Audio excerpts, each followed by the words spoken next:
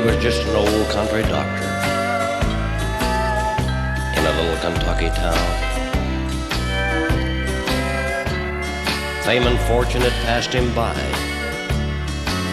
but we never saw him frown. As day by day in his kindly way, he helped us one and all. Many a patient forgot to pay, although Doc's fees were small. Though we needed these dimes, and there was times that he'd receive a fee, he'd pass it on to some poor soul that needed it worse than he.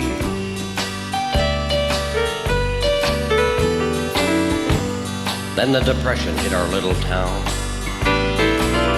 and drained each nigger purse, and the scanty income of old Doc Brown just went from bad to worse. He had to sell all of his furniture. Why, he couldn't even pay his office rent. So to a dusty room over a livery stable, Doc Brown and his satchel went. On the hitching post below, to advertise his wares, he nailed a little sign that read, Doc Brown has moved upstairs. There he went on helping folks, and his heart was just pure gold. But anyone with eyes could see that Doc was getting old. Then one day he didn't even answer when they knocked upon his door, and old Doc Brown was a lying down, but his soul was no more. They found him there in that old black suit. On his face was a smile of content, but all the money they could find on him was a quarter and a copper cent. So they opened up his ledger, and what they saw gave their hearts a pull. Beside each debtor's name, old Doc had writ these words, paid in full. It looked like the potter's wheel for Doc.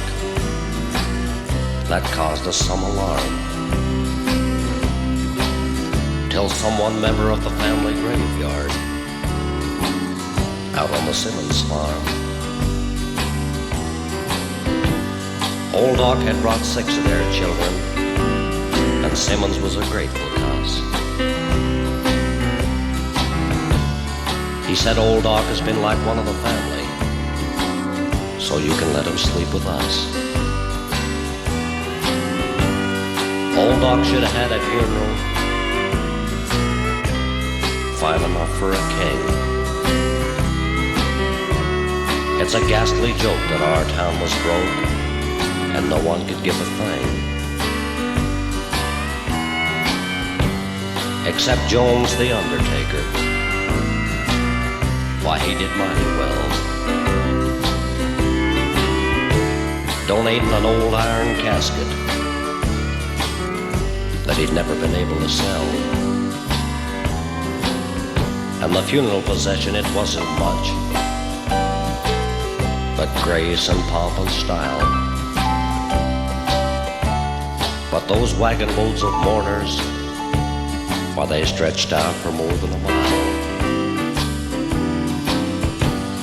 And we breathed a prayer as we laid him there to rest beneath the sod. This man who'd earned the right to be on speaking terms with God. His grave was covered with flowers, but not from the floral shops. Just roses and things from folks' gardens and one or two dandelion tops. For the Depression had hit our little town hard, and each man carried a load. So some just picked the wildflowers as they passed along the road. We wanted to give him a monument. We kinda figured we owed him one, 'cause he'd made our town a better place with all the good he'd done. But monuments cost money, so we did the best we could. And on his grave we gently placed a monument of wood. We pulled up that old hitching post where Doc had nailed his sign. We painted it white, and to all of us, it certainly did look fine.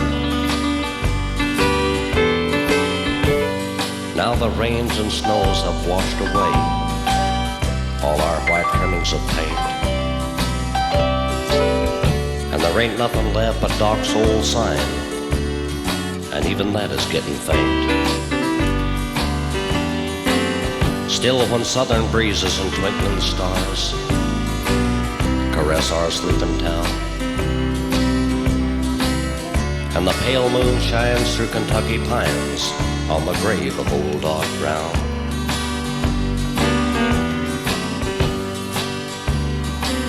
you can still see that old hitching post as if an answer to our prayer,